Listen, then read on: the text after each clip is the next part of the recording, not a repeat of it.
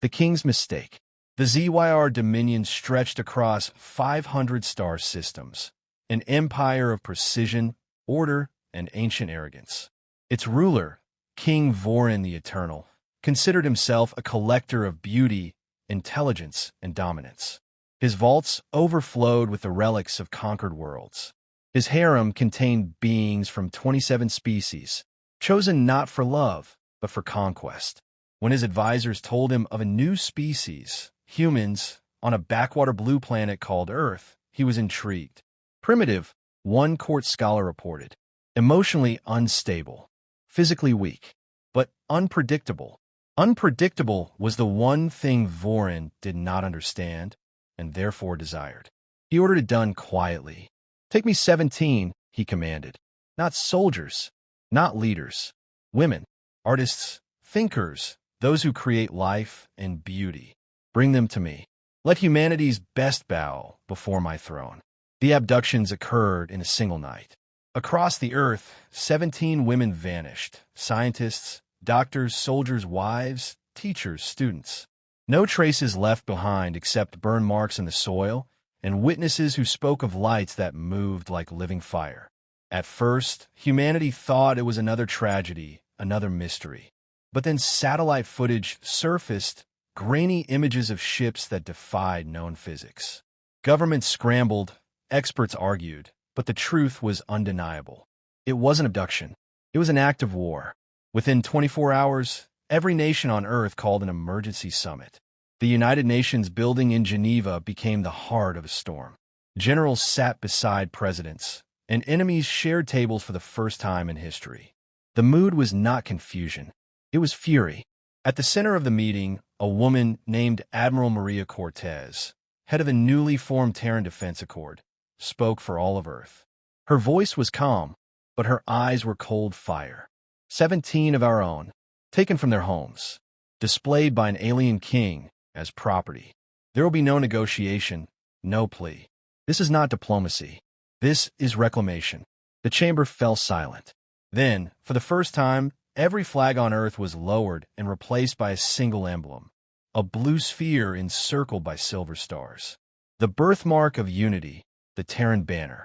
From the ruins of political division rose the most terrifying force the galaxy would ever face, a united humanity. The first message humanity sent into space was not peaceful. It was a declaration. Across the known networks of the galactic net, through every communication relay they could access, a signal appeared in hundreds of languages. To whoever took our people, return them. You have 1 week. Then the universe will learn what happens when you steal from Earth. For most galactic civilizations, the message was laughable. Humanity was barely post-FTL, newly discovered, and technologically crude. Their weapons still relied on chemical reactions and metal projectiles. Their fleets were a patchwork of orbital stations and outdated ships. But on Earth, something ancient was awakening, something older than science or empire. A survival instinct burned into humanity's DNA. Every scientist who had once studied peace began designing weapons. Every engineer who built civilian crafts began constructing warships. And every soldier from every nation volunteered. In underground labs beneath the Nevada desert, in shipyards carved into the lunar rock, and in orbital forges circling Mars, humanity began its metamorphosis.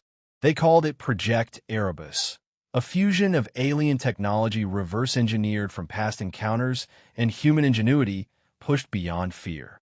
Admiral Cortez toured the lunar shipyard as the first massive hull was completed, a dark metallic beast kilometers long, bristling with weaponry and shield generators. Its name, TNS Valkyrie. "For every woman taken," she said, placing a hand on its hull, "we build a sword." Meanwhile, in the royal palace of Xyrax Prime, the Galactic King stood before his new captives.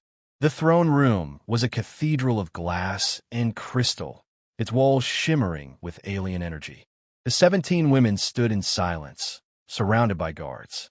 The king admired them like art pieces, utterly certain of his superiority. "You stand before the ruler of the stars," he declared. "Be honored that I have chosen you. Your species will be remembered for this gift. One of the women, Dr. Evelyn Park, a geneticist from Seoul, stared back without fear. You've made a mistake, she said quietly. The king smiled. Mistake? No, human. You are now part of something greater. Evelyn's voice did not rise, but her words struck like a blade. You've taken from the one species that doesn't stop when it's hurt. We don't kneel. We rebuild. And then we come for you. Her defiance amused him. He laughed, a deep, resonant sound that filled the chamber. To him, humanity's courage was quaint. To her, it was prophecy. Back on Earth, the 1-week ultimatum passed. No response came. On the 8th day, Admiral Cortez convened the global fleet commanders in orbit around Mars. Through the viewport, the newly built Terran Armada glowed like a constellation of vengeance. 37 warships, thousands of fighters, and countless drones. This is not conquest, she said. This is retribution. Let history record that humanity's first interstellar act was not exploration, but justice. Engines ignited. Quanta drives hummed. One by one, the ships vanished into the fold of space, leaving behind the blue planet that had birthed both poets and warriors. And far across the stars, in the heart of the ZYR Dominion, the Galactic King received the first transmission of the Terran Armada. A woman's voice, calm and sharp as steel, spoke in his grand chamber. Return the 17, or we'll take back more than that. The galaxy didn't know it yet, but the countdown had begun. Humanity was coming, and the stars themselves would remember their fury. The rise of the Terran Armada. The void between stars trembled as the first Terran Fleet jumped into interstellar space. The transition left a shimmering scar of blue-white energy that rippled through the dark. Humanity had crossed the threshold, and this time it wasn't to explore. It was to fight. Admiral Maria Cortez stood on the bridge of the TNS Valkyrie, her uniform immaculate, her expression carved from iron. Outside the panoramic viewport, the fleet assembled in silent formation. 37 warships, each forged from desperation and genius. They were the culmination of Earth's unity, the embodiment of human wrath. Fleet ready for burn, reported Commander Hassan, his voice calm despite the tension crackling in the air.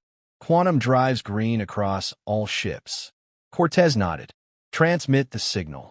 Across the entire Terran Defense Accord network, a single message pulsed through encrypted channels to every colony, outpost, and shipyard.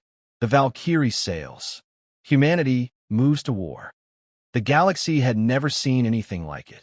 For centuries, interstellar empires had fought cold, calculated wars, limited engagements, political maneuvering, wars of attrition that spared civilians and measured casualties. But humanity had no interest in diplomacy or caution. They were emotional, unpredictable, and relentless. The ZYR Dominion dismissed the Terran threat at first. Their intelligence bureaus reported that humans were technologically primitive and strategically naive. But the Dominion's admirals underestimated the one factor no machine could predict: human ingenuity born from fury. Project Erebus had taken alien scraps and turned them into monsters. Human engineers didn't imitate alien design, they reimagined it. Instead of energy weapons, they weaponized magnetism and gravity.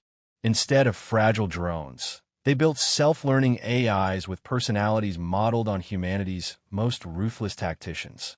The TNS Leviathan, second in command of the fleet, carried railguns capable of firing tungsten slugs at near-relativistic speeds, each shot generating enough kinetic force to crack a cruiser in half. The Archangel, humanity's first carrier-class ship, launched drone squadrons that adapted mid-flight to enemy countermeasures. Admiral Cortez watched as diagnostic holograms flickered across the command deck. Her officers moved with precision and silent understanding. Target coordinates for the ZYR border system Corthel confirmed, said Hassan. We'll be outnumbered 3-1. Cortez's lips curled into a faint smile. That's not nearly enough to save them. The first Terran offensive began with Operation Dawnfall, a coordinated assault on ZYR's frontier colonies. The objective was simple: demonstrate human power, and demand the return of the 17 captives. When the fleet dropped out of FTL, the alien defenders were already waiting. 300 ZYR warships hung in formation, gleaming like silver spears. The ZYR Admiral sent a transmission, his tone condescending and regal. "Unknown fleet, this is ZYR Command. You trespass in sovereign space. Identify yourselves and surrender your primitive vessels." The reply came from Admiral Cortez herself, her voice broadcast across all channels. "This is Admiral Maria Cortez of the Terran Defense Accord. You took 17 of our women. You have 1 minute to surrender them. After that, there will be no mercy." Laughter echoed through the alien channels. The ZYR Admiral spoke again, arrogance dripping from every word. "You dare threaten the Dominion? Your children playing at war." Cortez's gaze never wavered. "Then allow me to educate you." She raised her hand. "Fire." The Valkyrie's railgun screamed. Tungsten slugs, each the size of a small car, tore through space, glowing white-hot. The first barrage ripped straight through the ZYR front line, shattering shields and splitting holes before their systems could register the attack. The aliens fired back, energy beams carving across the void, but human ships moved like predators, using gravitational distortions to dodge fire and strike from unexpected angles. Inside the Archangel, human pilots, men and women who had trained in orbital simulators back on Earth, released swarms of adaptive drones. They moved like flocks of metallic birds, weaving through enemy fire, detonating with surgical precision against engines and reactors. ZYR ships began to falter. Their disciplined formations broke under chaos. Humanity fought dirty, targeting command ships, communication hubs, life support systems. Within minutes, the battlefield became a graveyard of burning wreckage. Cortez watched silently as another ZYR cruiser exploded in a blossom of plasma. "Status: Enemy fleet collapsing," Commander Hassan reported. "Losses minimal. They're retreating toward the inner colonies." Cortez clasped her hands behind her back. "No, we don't let them run. Send a message to all ships. No survivors." The order spread like wildfire. Humanity's vengeance was absolute. After 37 minutes, it was over. 300 ZYR ships destroyed. Thousands of enemy casualties. Humanity's losses: 7 fighters and 1 corvette. The Battle of Cortez was recorded in galactic history as the fastest annihilation of a major fleet in known memory. But Admiral Cortez didn't celebrate. She stared at the wreckage drifting through space, knowing this was only the beginning. "Send the transmission," she ordered. Across the galaxy, every known frequency crackled to life with a single message from Earth. "We gave you one chance. You laughed. Now we are coming." In the ZYR Royal Palace, King Voryn's laughter died as the reports came in. Hundreds of ships gone. His border colonies in flames. His generals trembling. He slammed his fist against his throne, shattering part of its crystalline armrest. "Primitive savages. How could they?" One advisor whispered, terrified. "Your Majesty, they do not fight for territory. They fight for those he took." Voryn's golden eyes narrowed. For the first time in his long reign, he felt something he didn't recognize. Not anger, not pride. It was fear. Back aboard the Valkyrie, Admiral Cortez stood in the observation deck, watching the stars drift past. The fleet moved silently toward the next system, engines glowing like embers of wrath. She whispered to herself, 17 souls, 17 reasons, and 1,000 ships will burn before we stop. Behind her, the Terran banner hung proudly, blue and silver, gleaming under the artificial lights. It wasn't a flag of conquest. It was a promise. And as humanity marched deeper into enemy space, the galaxy began to realize a truth that would echo through millennia. The humans weren't just another young species. They were the storm that no empire could contain.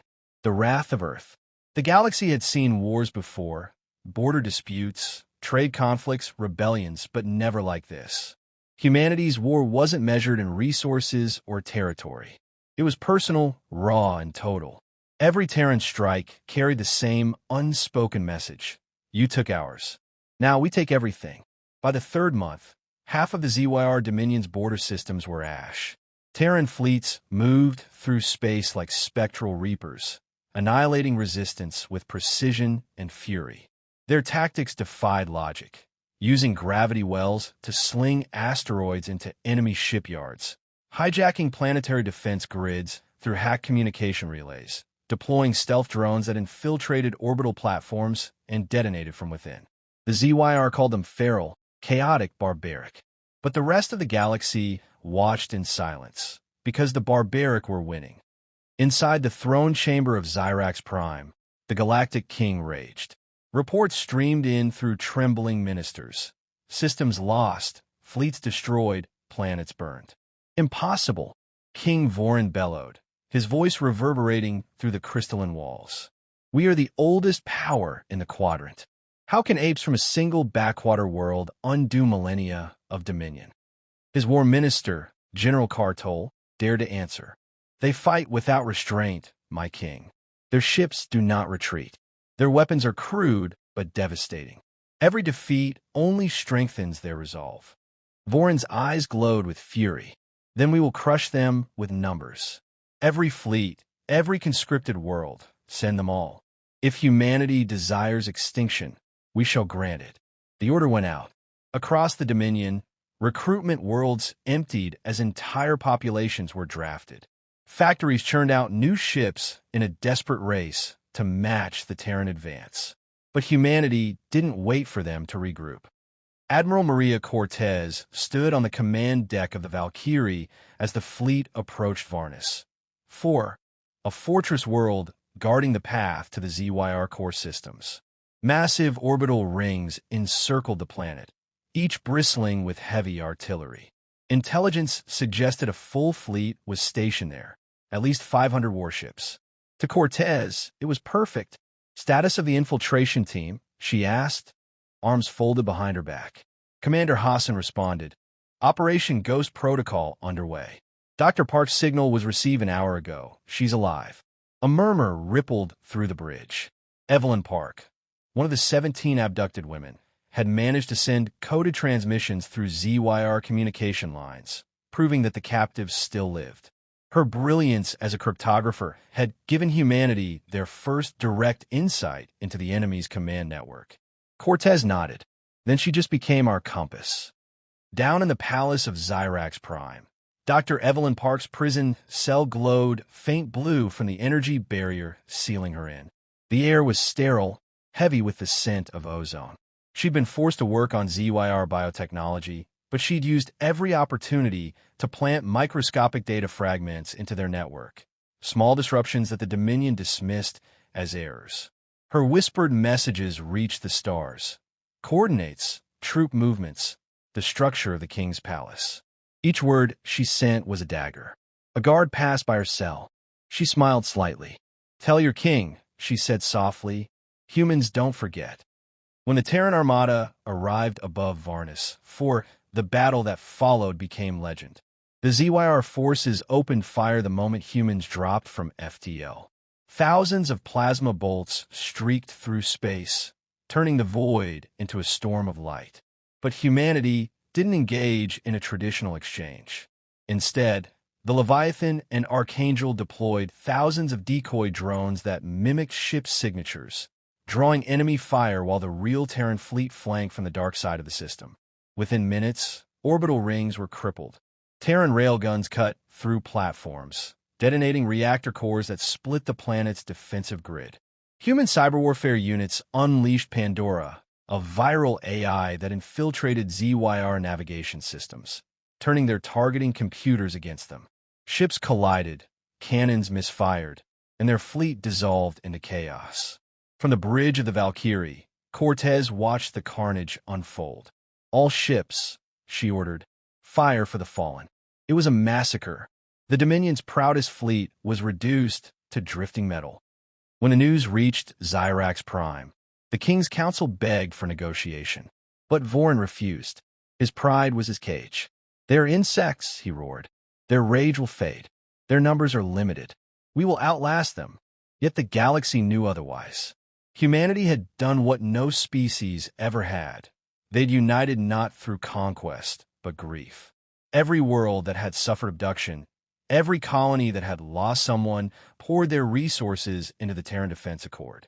The human war anthem spread across the networks, a single, haunting phrase repeated in countless languages. You took 17. We take your empire. In the following weeks, human Black Ops teams infiltrated ZYR systems. They weren't soldiers, they were ghosts. Using stealth pods, they sabotaged orbital elevators, disabled planetary shields, and broadcast live feeds of ZYR atrocities back to their own citizens. The galactic community watched as the savage humans revealed the Dominion's cruelty to the stars. Allies the ZYR once relied on began to withdraw support, fearing humanity's wrath.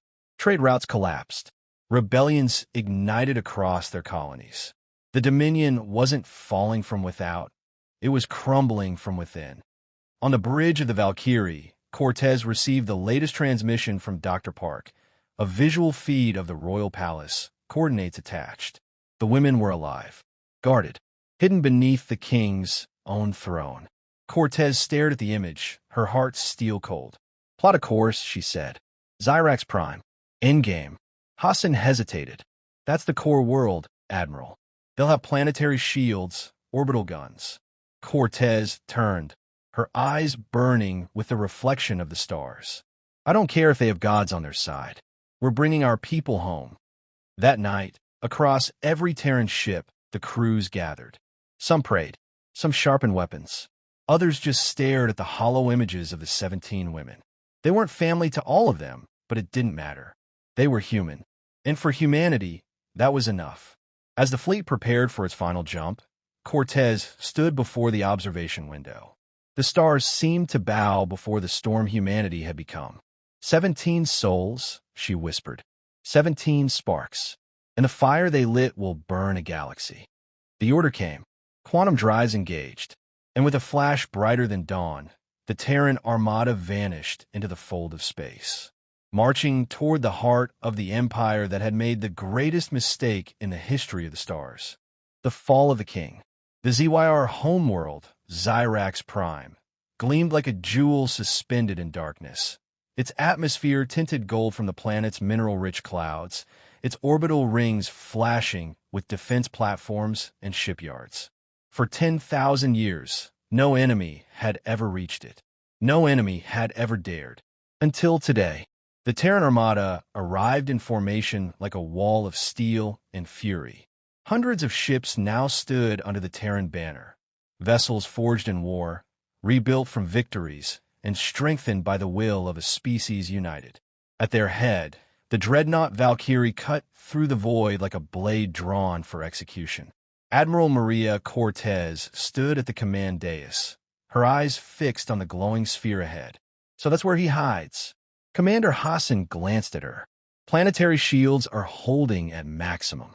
Defense grid active across all hemispheres. They prepared for us. Cortez's lips thinned into something between a smile and a snarl. Good. It won't help them.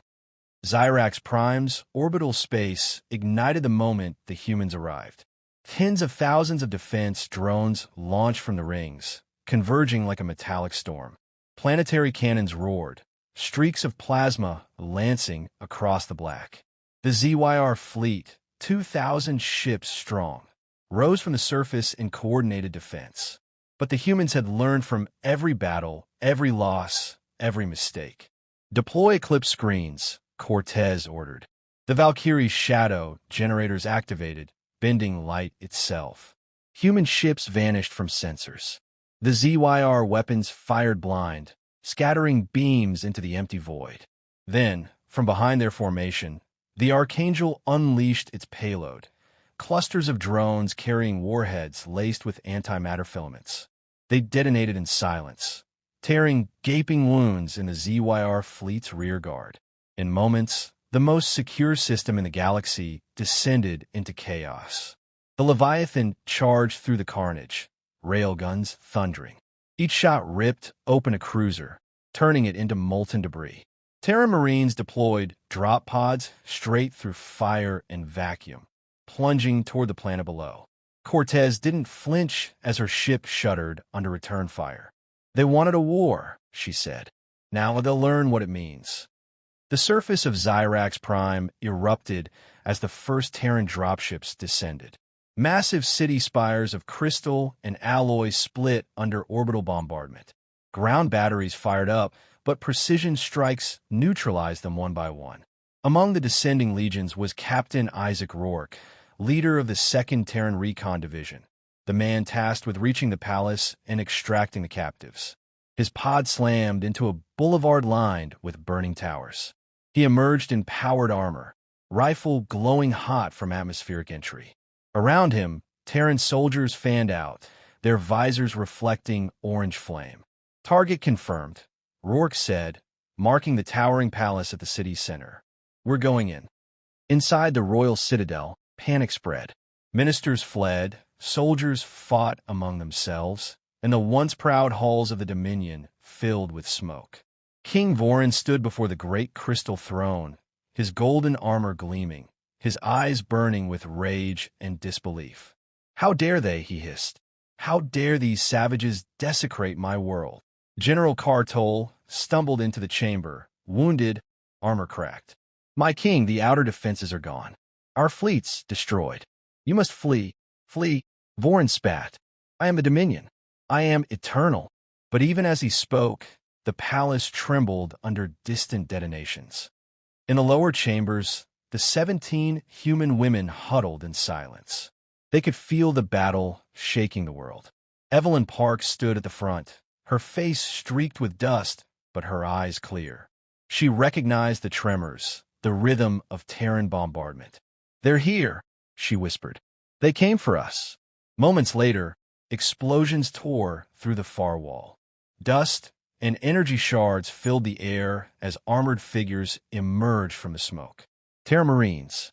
Captain Rourke stepped forward, his armor scorched but unbroken. His helmet retracted, revealing tired, human eyes. Dr. Park? She nodded, trembling, not in fear but relief.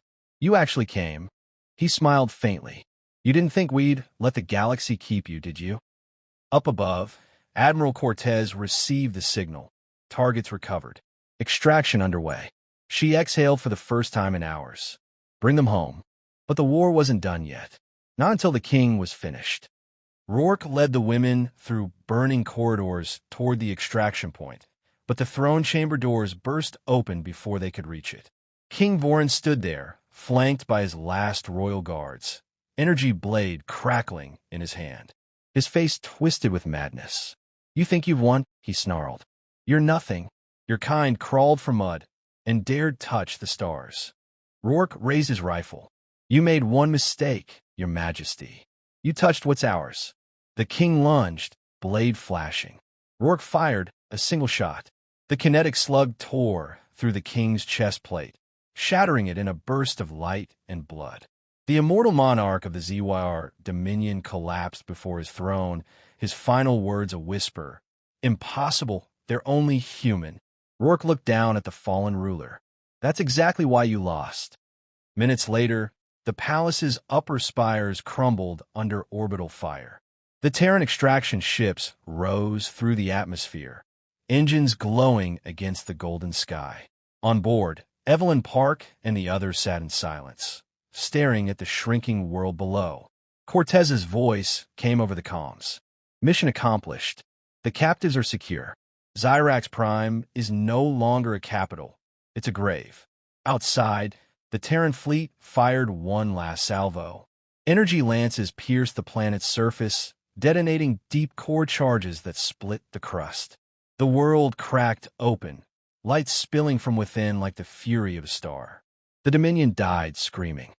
Years later, on the red plains of Mars, a monument stood beneath a glass dome. 17 names carved in a black steel, surrounded by the flags of every Terran colony.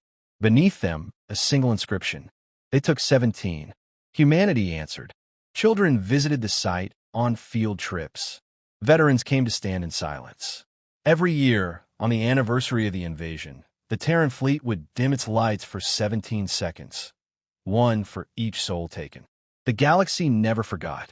The ZYR Dominion was gone, and its neighbors learned a lesson written in the ashes of 1,000 worlds. Never steal from Earth, because humanity may forgive, but it never forgets. And when roused to wrath, it is not a species.